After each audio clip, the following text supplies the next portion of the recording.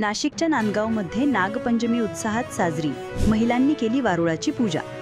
शिव मंदिरात महिलांची शिवलिंगाचे दर्शनासाठी गर्दी। वारुळाची पूजा करून फुगडी खेळून घेतले आनंद। नांदगाव शहरामध्ये नागपंचमी उत्साहात साजरी करण्यात आली होती।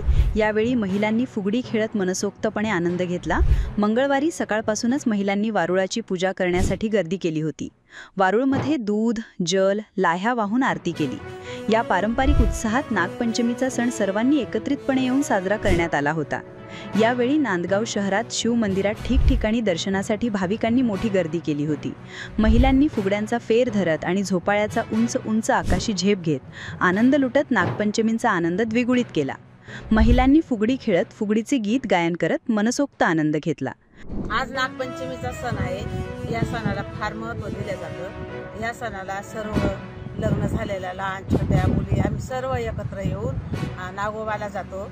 वारुळाला तिथं वारुळाची पूजा करतो। पूजा झाल्यानंतर सर्व एकत्र येऊन फुगड्या खेळतो। आणि नागपंचमीचं एवढं महत्त्व म्हणजे सकाळी भाऊ जरी असला तरी नागदेवतेला सर्व बायकांनी भाऊ मानलेलं आहे, म्हणून ह्या भावाची पूजा दरवर्षी आम्ही करतो। महाराष्ट्र 24 न्यूज नांदगाव।